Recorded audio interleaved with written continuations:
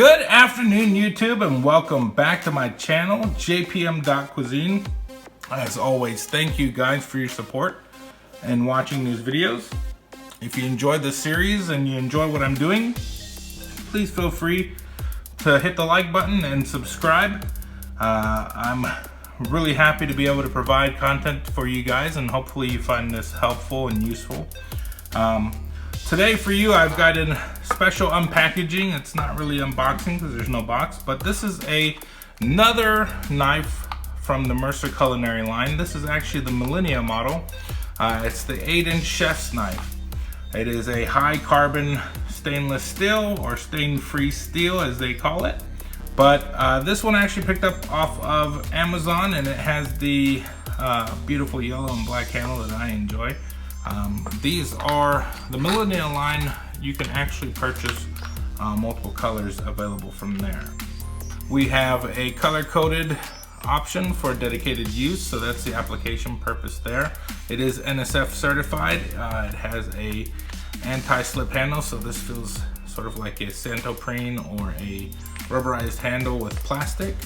We've got some grips, or some raised grip on the side.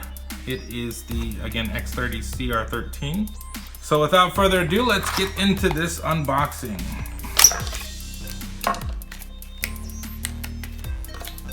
I'm gonna move those out of the way.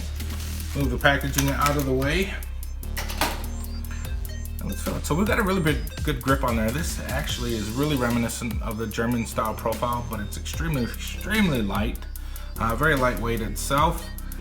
We've got the tooling marks from the finishing here, which very common. Again, it is a Chinese steel. We've got sort of sharp edges on the spine itself that tapers down towards the tip. We've got a nice profile and belly. This actually feels pretty comfortable. I think these come in at under $20. So if you're into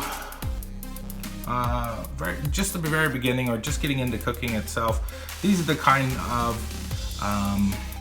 investments that you might be looking to make, as opposed to buying, you know, a Kramer or Schoen or something of that order, until you feel like you have a grasp on using these knives. So it's not very expensive investment in itself.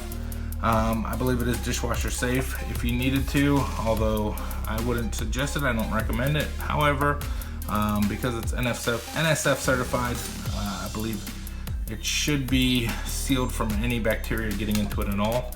As always, I would hand wash these and dry them immediately upon washing. Black color is pretty cool. Let's get into the weight. Again, it feels really light, even with the plastic handle or the rubber handle. We're looking at 171. Probably the lightest one that I've held so far. Still very nimble itself. Check out the profile. So very flat on the heel. There's no additional rock there. That's nice. Very thin, kind of flexible.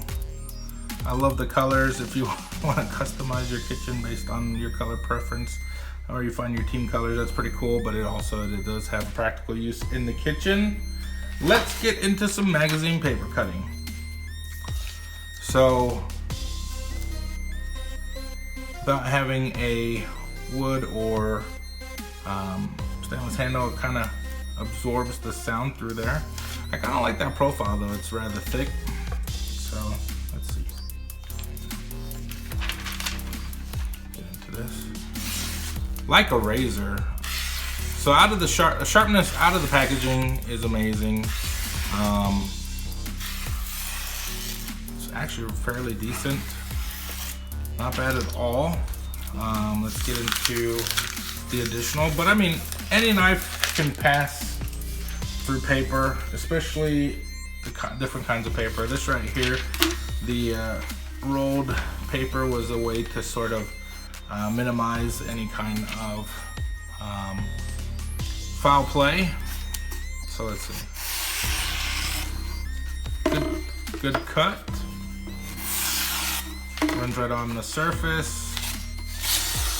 It's sharp. It's extremely sharp. I mean, you guys can see that. For me, again, it's always going to come down to how it cuts a tomato. That seems to be the one that will trip up any knife, even if it passes through those two tests. And as always, I have a tomato here.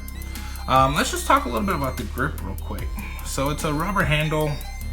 The balance is, it's kind of awkward because you've got such a fat grip area here. Pinch cutting, it's actually pretty comfortable right here because instead of resting on the choil of the thin metal, you've got that piece right there to hold on to. Pinch grip's perfectly fine. You're just gonna pinch back as opposed to pinching closer to the edge or out. But man, it's a very ergonomic feel. Chopping is no problem at all. It doesn't have a lot of weight to it, so you're gonna be applying a lot more force in order to get this to do what you want. Scoring with a tip, I mean, it's very comfortable in the hand itself. So I like the way this actually feels. If you need to bear down, my biggest concern would be I'm not sure what the tang looks like. Hopefully it is almost the width of the handle itself, but you might be concerned if it's thin like a rat tail or something that you might cause any kind of bending there. But if you're going to be doing that much abuse to whatever it is you're trying to cut through, you're already abusing the knife beyond what it was intended to do anyways. The spine is a little thick, but we'll try it out and see how it lasts. We'll be focusing on edge retention with this X30 CR13 steel, and we'll see how the handle and just basically how the build of the knife will last over time. So let's go ahead and get into tomato cut. Wow, this is a really dense tomato. We'll see if we can get any cuts on it. I'm not gonna hold my breath, but knife feels sharp out of the back, out of the packaging. So there's some nice cuts here. Until I go too thick. Let's see. Let me get rid of that first one. Good wipe. Let's see what we got here. So the knife is really light anyways, but you can see that it digs right in into the tomato itself. Kind of gets hung up there. Let's get another slice out of the way real quick. All right. Okay guys, I'm gonna spare you having to suffer through this next clip here. I'm gonna speed it up or just cut it out. But either way, this tomato is probably the driest tomato I've ever seen in my entire life. It shouldn't even be called a tomato. There's no juice in it whatsoever. You can see this. But I'm desperately trying to cut through this thing, and you can see I'm cutting, but I'm not able to drag through because the tomato is just like it's on ice. So please excuse this. The knife, it's super sharp. This tomato sucks. Either way, this knife is pretty sharp. It's cutting the tomato, it's cutting in. One thing we want to look for is to make sure that at least we'll pierce the skin through. But again, the emphasis is will it cut? And it's cutting the tomato.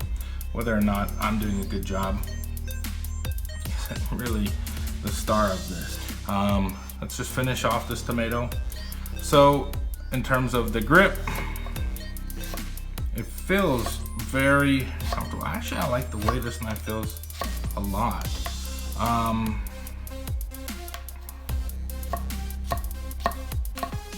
With the push action or the push cut action, this one has a very good feel to it. And further using it just right now, I'm really digging this bubble grip right here with the raised edges or those raised bubbles there that allow me to get in and cut. This is a really firm tomato. This isn't ripe at all. This is I think it's a sub $20 knife on the market. You can get customized colors that are available, so that's cool, kind of unique. If you're a beginner, this is absolutely a really good pickup, I think, for anyone who's just getting into it. And if you need to have multiple knives for different tasks, as they've already outlined, a chicken knife or something that, you know, may spread some kind of contamination, you can use that for that, a vegetable knife, and any other uses that you can think of.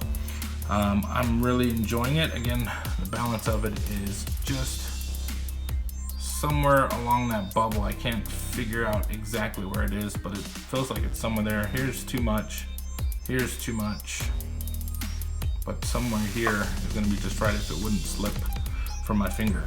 All in all though, pretty sharp out of the box. It will cut tomatoes, especially from the heel. It looks like it does have a consistent sharpness or an edge to it, which, you know, sometimes with those plastic cases we don't always see. But this is a Mercer Millennia. Go ahead and check them out. I'll leave a link to them on the web, in the description box. And as always, I'd love to hear your thoughts. How do you think this test went? Anything I can improve, let me know. Anything you think I should include, throw it out there. I'll see what I can do. And as always, thanks for watching.